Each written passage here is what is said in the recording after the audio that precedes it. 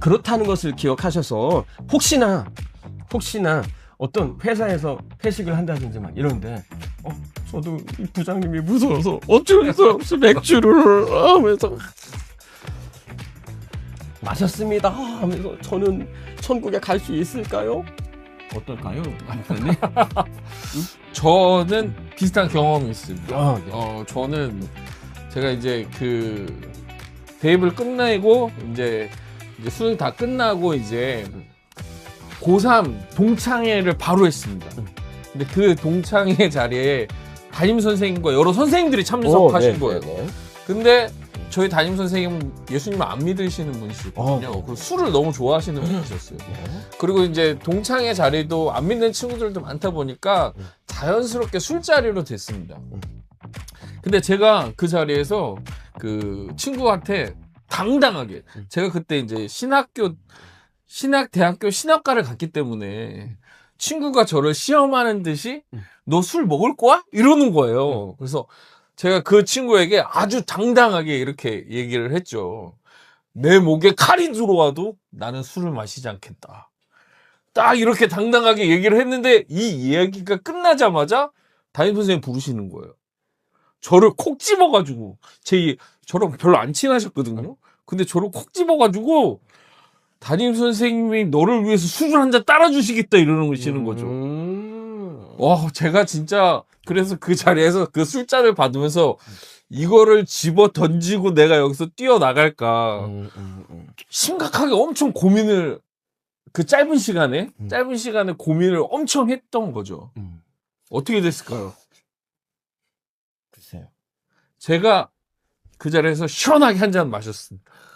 시원하게 한 잔 마시고 딱 돌아왔는데 제 옆에서 제 뒤에서 막 들리는 소리가 뭔지 아셨습니까? 그것 봐. 신학생들 요즘 술 다 마시잖아. 이 말이 들리는데 저 정말 너무 부끄러웠어요. 그러니까 제가 술 마시는 것 자체는 죄가 아니지만 죄가 아닐 수 있지만 그 자리에 있는 많은 사람들에게 신학생도 어쩔 수 없다라는 저의 믿음의 그 증거를 드러내지 못해서 실족해하는 모습들을 보면서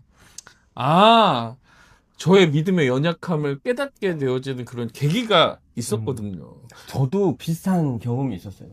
대학교 처음 들어가서 신입생 환영했는데 네. 다들 이제 신입생들을 다 세워놓고서 이 종이컵을 한 잔씩 주고 거기다가 소주를 이만큼씩 채워주시는 거예요. 그러면서 이 선배님들한테 인사를 하고 그걸 이제 마시는 그렇죠.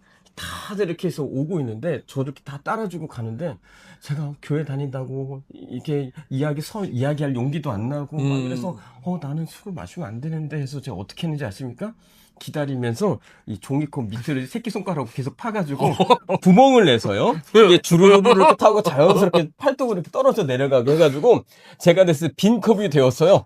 제가 왔을 때 그래서 저는 몇 학번 누구입니다 하면서 빈 컵으로 이렇게 마시는 시음을 했어. 근데 그때 그 지나가던 여선배가 제 컵이 비었다는 거를 눈치를 챘지만 저의 그 간절한 눈빛을 보고 모른 척을 해주고 넘어갔습니다. 그래가지고 제가 이렇게 위기를 넘겼지만 그때는 이제 어떻게든 술을 마시기 싫은데 겁은 나고 해서 믿음이 연약할 때였고요.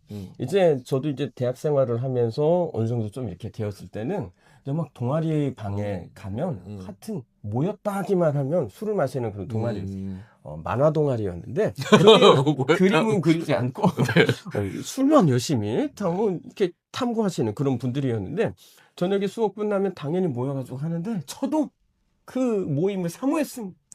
그래서 가가지고 모여서 자 하면은 이런 이 앞에 있는 테이블처럼 이 실험용 테이블이 이렇게 있고 큰 테이블에 거기서 모여서 이제 그림도 그리고 뭐 이렇게 하는 그런 동아리 방 가운데 이렇게 테이블이 있는데 그 이쪽에 오늘의 술값 해가지고 상자가 하나 있었어요. 그 상자가 있었는데요. 그 상자에 다들 이제 해가지고 주머니에 있는 돈들 몇천 원씩 다 헌금을 하면 그 최고참 선배가 들어오면서 오늘은 얼마나 모였을까 볼까 해가지고 손을 이렇게 휘저어서 이거면 해서 이제 술을 주문을 해가지고 안주랑 이렇게 주문을 합니다. 옆에 있다가 저는 콜라요. 그래서 콜라를 해가지고 네. 이렇게 해서 콜라와 함께 안주를 걷어를 내는 등 막 이렇게 하면서 했는데 그래도 저는 술을 마시지 않고도 잘 어울려서 이렇게 놀면서 그래서 저는 나는 교회 다니니까 술 안 마셔 하면서 대신에 콜라를 마시면서 해서 그 후배들 중에 혹시나 술을 마시기 싫어하는 후배들에게 너 마시기 싫으면 내가 길을 개척했다. 그렇죠. 해가지고 그때 이렇게 같이 어울리면서도 술은 마시지 않고 탄산음료나 이런 것들로 할 수 있는 어떤 건전한 문화를 제가 만들었어요. 그때는 어쨌든 그 안주 제가 먹는 거에 아주 열심히 해서 어울려서 이렇게 동아리 지금 생각하면 되게 민폐였죠. 그렇죠. 그들에게 민폐였지만 술을 즐기시는 안 믿는 분들은 그 안주빨만 세우시는 분들이 참 얄미울 때가 있죠. 그렇지만 제가 또 이게 입을 열면 다들 즐겁게 하는 그렇죠. 부재가 그렇죠. 있었기 때문에 그렇죠. 그래서 되게 즐거웠던 했어요. 그래서 그런 문화를 좀 만들었던 그런 기억이 있고 했었는데 여러분 저는 이 술을 먹는 거는 죄가 아니지만 제가 아는 성도들 중에는 집에서 막걸리를 직접 담가서 마시는 분들 계세요. 그거를 또 인스타나 뭐 이런 데에다가 또 이렇게 만든 것들을 올리기도 하셔요. 그래서 제가 한번 이제 만나서 술이라는 것이 이렇고 특별히 우리가 한국 교회에서 한국 사회에서 이 성도로 살 때 이 술이라는 부분에 보는 사람들의 어떤 그런 고정적인 관념이 있기 때문에 그러니까 술 취해서 어떤 이런 실수를 하거나 이런 부분에 있어서는 특별히 더 주의해야 되고 그런다 했는데 이 성도님이 굉장히 자기 관리를 잘하고요. 이렇게 정말 진짜 건강을 위해서 이렇게 마시는 그런 수준으로 잘 지내고 있어요. 그래서 저는 어떻게 보면 그렇게 해서 자기를 잘 이렇게 절제할 수 있고 다스릴 수 있다면 그건 굉장한 능력이죠. 하지만 또 어떤 부분으로는 어떤 이 한국 사회 전체적으로 흐르는 어떤 이런 맥락이나 이런 것들을 봤을 때는 덕을 위해서 저는 아직까지는 목사님이 제어를 잘 할 수 있다고 해가지고 그렇다고 해서 목사님이 좀 저는 술 취해서 주정 안 부립니다 하면서 술을 마시는 거는 수많은 사람들을 아까 그때 마시면서 시험에 들게 한 그거 봐 목사님도 마시잖아 하면서 막 이렇게 될 수 있거든요. 그래서 이런 부분에서 좀 더 지혜롭게 해야 된다고 생각을 하지만 술 마시는 것 자체를 어떤 죄로 보고 막 이렇게 저 집사님 술 마셨대 이렇게 정죄하는 그런 것은 합당치 않습니다. 그래서 저는 오히려 우리 같이 술을 아예 안 먹겠습니다. 여러분 이 예레미야서 35장에 보면 레갑 족속 나오잖아요. 레갑 사람들.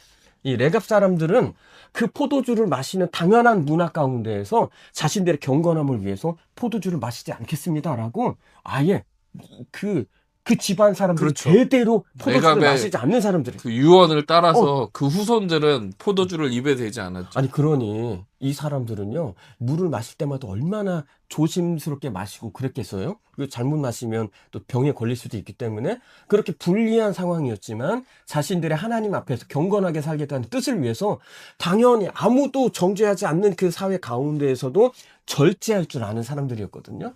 그러니까 우리가 이 술에 대한 부분에 오늘 이렇게 집중해서 이야기를 하기 때문에 그렇지만 술뿐만이 아니라 우리가 만약에 혹시 게임에 너무 빠져 있어가지고 지난주에 얘기했던 것처럼 너무 빠져 있다. 그것도 술 취한 것과 마찬가지로 하나님 보시기에 그럼 죄라고 볼 수 있는 것입니다. 그렇죠. 그러니까 이 동일한 맥락으로 우리가 술에 빠지는 것도 이게 죄가 되지는 않지만 여러분 술 마시고 안 취할 자신 있습니까? 진짜 있어요? 그래서 저는 지금 말씀은 술을 마셔도 죄가 아니라고는 이야기하지만 저는 설교 때는 술 드시지 말라고 강력하게 외치고 있습니다. 왜냐하면 술을 마시고 안 취할 자신이 없거든요. 그러니까 그 취함의 자체도 어떤 사람은 한 10병 마셔야 취하는 사람도 있고 그렇죠. 어떤 사람은 한 잔 마시면 취하는 사람도 그렇죠. 있습니다. 그러니까 그것도 주관적인 거기 때문에 사도 바울은 분명히 그 성경에서 이렇게 말하거든요. 술 취하지 말라. 술 취하지 말며 음란하거나 호색하지 말라라고 말씀하고 있어요. 그러니까 술을 먹지 말라가 아니라 술을 취하지 말라는데 그 취함은 각자가 다르다는 거죠. 그렇죠. 네, 그렇기 때문에 우리가 아예 나는 술 취하는 것이 두렵다라고 생각하시는 분들은 그냥 술을 안 드시면 되는 거고. 근데 이제 또 이 사회적인 문제는 뭐냐면 나는 술을 마셨는데 하나도 안 취했어요. 멀쩡해. 그런데 술을 마시면 입에서 술 냄새가 났잖아요. 그렇죠. 그 술 냄새를 맡은 사람은 취했네? 라고 그냥 정의를 해버리는 그렇죠, 거예요. 그렇죠. 그래서 아이고 술 취했구만 이렇게 되는 거죠. 그리고 우리나라는 어떤 이 술을 취함에 대한 어떤 기준이 엄격한 나라 중에 하나예요. 제가 어떤 그런 이렇게 나오는 것들을 이렇게 보면 술 뭐를 한 잔을 반 잔을 마시고 얼마를 마시면 음주운전에 단속이 되는 양이다 하는데 그 양이 그게 어떻게 보면 되게 좀 엄격해요. 유럽 사회도 그게 굉장히 엄격합니다. 그렇게 술을 잘 먹는 그런 사회인데도요, 음주 단속에 대해서 엄청나요. 그리고 한 번 음주 단속에 걸리면 거의 진짜 사회적으로 매장을 당하는 수준의 엄청난 징계가 따릅니다. 그래서 그 소믈리에를 전문적으로 하시는 분들은요, 맛있는 술이 있어서 그 테이스팅을 한다고 하더라고요. 그런 데를 가면 이게 그런 테이스팅을 하는 그런 박람회 같은 게 열리면요. 가서 술을 입에다 머금기만 하고선 절대로 그 술을 좋아하는 그 사람들이 절대로 목구멍으로 삼키지 않는다. 그걸 맛을 보고 팍 뱉어나고 향궈내고 그렇게 해서 전혀 취하지 않게 이렇게 입에 머물고 있으면 술이 조금씩 스며든다고는 하지만 그런 것까지 계산을 해서 맛만 보고 뱉는 그런 절제력이 있다고 합니다. 그러니까 우리 그렇게 그런 부분에 있어서 그렇게 절제를 하는 사람들 그런 것들을 평생 훈련해 온 사람들이 있는데 성경에 보면 레갑족속 같은 사람들이 그런 사람들이었고 근데 우리나라에서 우리 대한민국에서 크리스찬이 성도가 술을 마신다는 것은요. 저는 대단한 용기라고 생각을 합니다. 왜냐하면 술에 취하고 사람들이 교회 다니는데 술을 마셔? 라는 그런 인식들이 뻔한 그런 상황 가운데에서 술을 마시면서도 경건한 모습과 자기 관리 흐트러지지 않은 모습과 그 사람들 술을 마시면서 신앙생활을 할 때에 일반적인 신앙생활 하는 사람보다 더 어떤 나은 그런 모습들을 더 보여줘야 되는 거예요. 그렇죠. 그러니까 저는 이거는 대단한 도전이라고 생각합니다. 그렇죠. 근데 다들 도전하지 마시고요. 안 드실 수 있으면 안 드시는 게 가장 좋다고 생각하고, 술은 저도 아까도 어렸을 때 포도주 마시면서 너무 맛있어가지고 이걸 내가 어떻게 할 수 있을까 그럴 정도로 되게 고민에 빠졌을 정도로 술이 맛있는 그런 부분들이 있어요. 그렇죠. 또 그래서, 사람을 의존하게 만들고 그렇죠.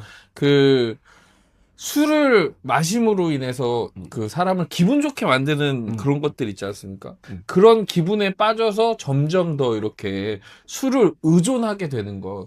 그러니까 술을 그냥 한 문화로 음식으로 즐기는 데서 끝나는 것이 아니라 내가 그 술을 의존해서 그 기분에 취하기 위해서 계속 술을 마시면서 맞아요. 하나님을 잊게 되는 것, 그것이 가장 큰 문제인 거죠. 그렇죠. 그러니까 하나님을 생각하지 않고도 그냥 술 기운에 충만해가지고 좋다. 그러니까 술 취하지 말라. 성령에 충만하라. 그러니까 성경은 두 가지로 취하는 사람이 있는데 술에 취하는 사람이 있고, 그러니까 이 세상에 어떤 주는 즐거움 이게 술로 대표됐지만 이게 성욕에 이게 여러분 간음하지 말라 하는 건 뭡니까? 이게 뭐예요? 성욕에 너무 심취해가지고 아내만으로 만족하지 못하고 다른 대상을 이게 정해주신 테두리를 넘어가는 게 이게 간음이잖아요. 그런 것처럼 술도 만약에 하나님께서 우리에게 주셨을 때에 적절하게 먹고 그 주는 적절한 그 즐거움을 누리고 그 술을 통해서 영양을 먹고 또 이게 혈액순환도 하고 좋은 그런 영향도 분명히 있다고 합니다. 그러니까 그런 부분이 그래서 우리 바울도 디모데에게 건강을 위해서 포도주를 조금씩 마시라고 권했을 정도로 좋은 부분이 분명히 있어요. 그러나 이게 좋은 부분으로 적절함을 잘 지키는 것. 그러니까 우리가 보면 이 성령의 9가지 그 은사나 이런 것들을 볼 때도 절제가 반드시 들어가잖아요. 그러니까 여러분 성도들의 삶 가운데 이 절제라는 것은 필수 항목입니다. 그래서 우리의 나라 사람들이 어떤 그 부분에 있어서 특히나 술을 마시는 어떤 문화나 이런 것에 있어서 그런 드라마에서 자주 나오잖아요. 술을 막 마시고 좋게 마시는데 아침에 눈을 떴더니 깍 하는 이런 일들이 생긴다든지 이게 여러분 교회 다니는 형제나 자매들이 술 취했는데 남의 집에서 눈 떠가지고 밤에 무슨 일이 일어났는지도 모르고 막 이러면서 집에 가는 게 이게 마땅한 일입니까? 이거 뭐 어디 가서 자랑할, 나가 술 취해가 인사불성이 됐었잖아. 이렇게 그거는 자랑하는 게 안 이게 믿는 사람들한테도 좋은 부끄러워. 이야기는 아니죠. 부끄러운 얘기잖아요. 그러니까 우리가 그런데 이 술의 어떤 그런 유혹이나 이런 것들은 너무 강하기 때문에 그래서 경험해보면 우리가 마약은 처음에 어떤 진통제나 좋은 그런 그 효과들을 기대하고 그 마약을 처음에 시작했다고 합니다. 그러나 거기에 있는 그 안 좋은 그런 영향력이 너무 강하고 중독성. 거기에 중독이 돼가지고 삶이 무너져 내리게 된 거잖아요. 그래서 마약을 사회적으로 금하고 그런 것들을 처벌하는 이유가 있는 것처럼 술도 그래요. 요즘 마약 치료 프로그램이 있는 것보다 훨씬 더 많은 사람들이 그렇죠. 뭐죠? 알코올 치료. 알코올 그 치료를 위해서 그렇게 하고 있잖아요. 그런 것처럼 여러분이 사회적으로 이게 많은 문제를 그 사회적인 그 비용도 많이 들어가고 있는 이런 일인데 이 술 취하는 것은 분명히 우리가 지양해야 되는 일인 건 분명하고요. 그런데 뭐 술을 먹는 것 자체가 죄냐? 그건 그렇지 않다는 거. 그래서 정말 진짜 어떤 사람이 나를 위해서 제발 한 모금만 마셔달라 막 이러는데 이렇게 저는요 제가 예전에 직장생활 처음 시작했을 때 이제 그 신입 사원이라고 이렇게 해가지고 회식 자리에서 딱 하더니 뭐 잔을 딱 이렇게 벌써 맥주가 아니고 그 소주 잔을 딱 앞에다 하나씩 놓는 거예요. 제가 딱 앞에다 놓자마자 술잔을 딱 해서 바로 엎어서 딱 놨습니다. 다들 놀라고 응? 저를 쳐다보시더라고요. 그래서 제가 표정이 딱 하고 저는 뜻한 바가 있어서 술을 마시지 않습니다. 했더니 뭔가 좀 스토리가 있어 보이잖아요.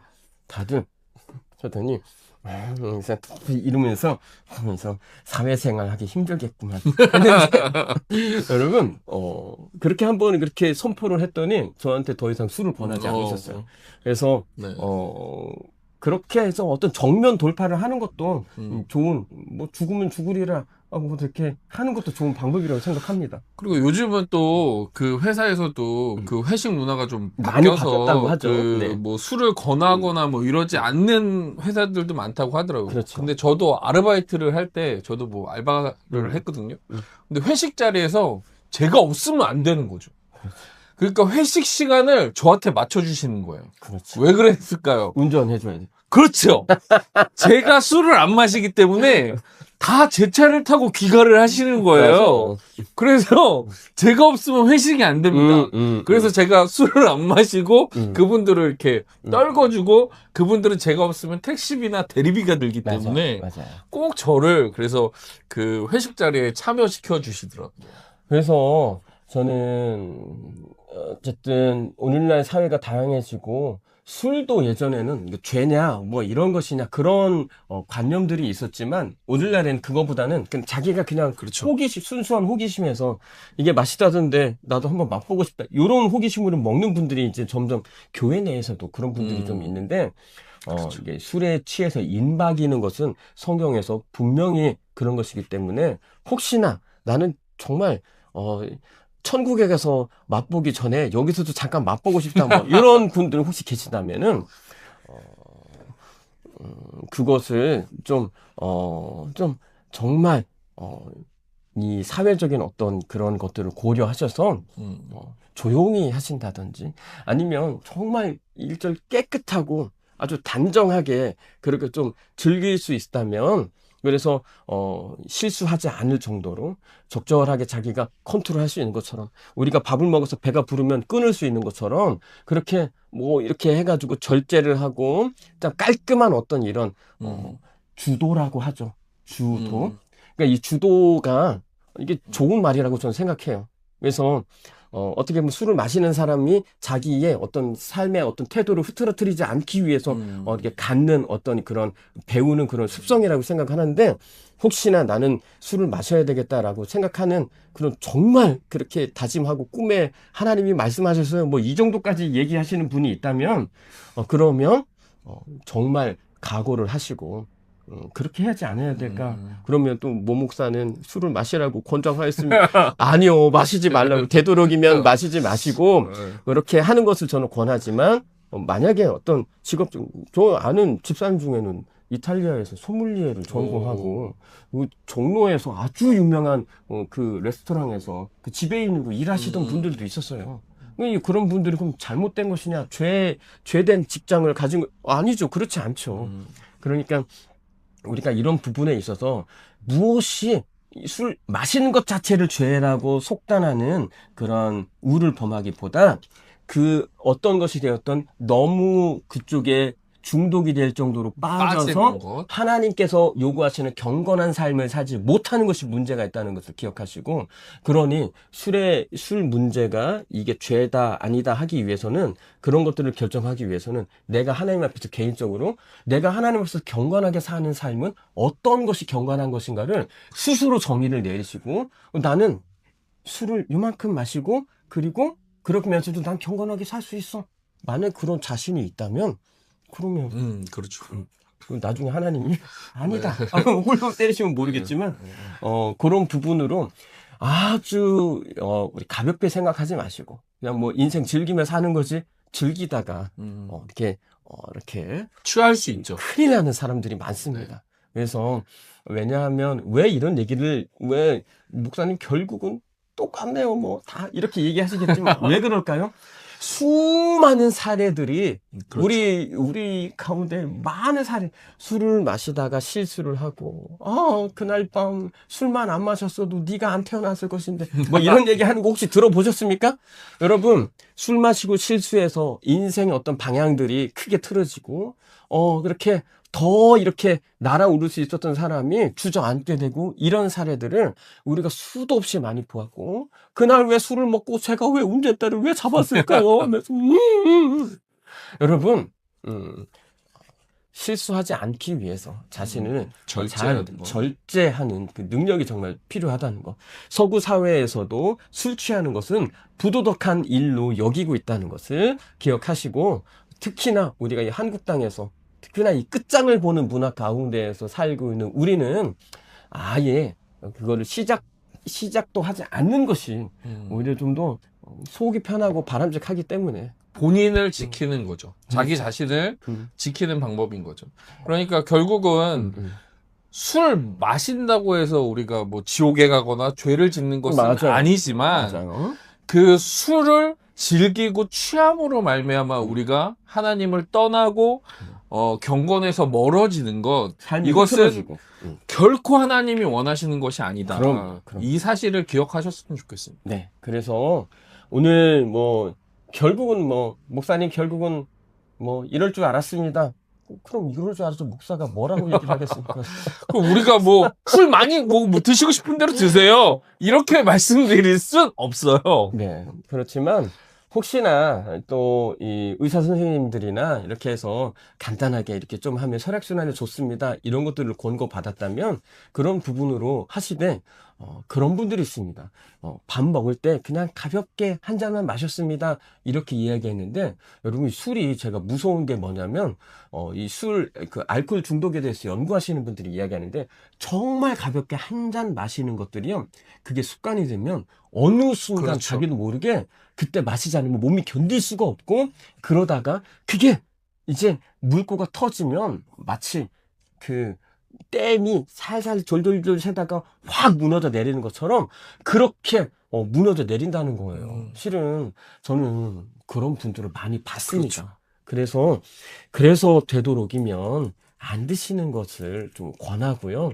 그리고 드시면서 경건하게 살기 위해서 크리스찬으로서 건전한 어떤 음주 문화의 새로운 장을 열겠다라고 노력하시는 분들이 있어요. 저는 그분들이 끝까지 그렇게 경건하고 건전하게 그렇게 할 수 있기를 마음으로 응원합니다. 하지만 될 수 있으면 안 먹고도 우리 다른 거 마시는 거 정말 많잖아요.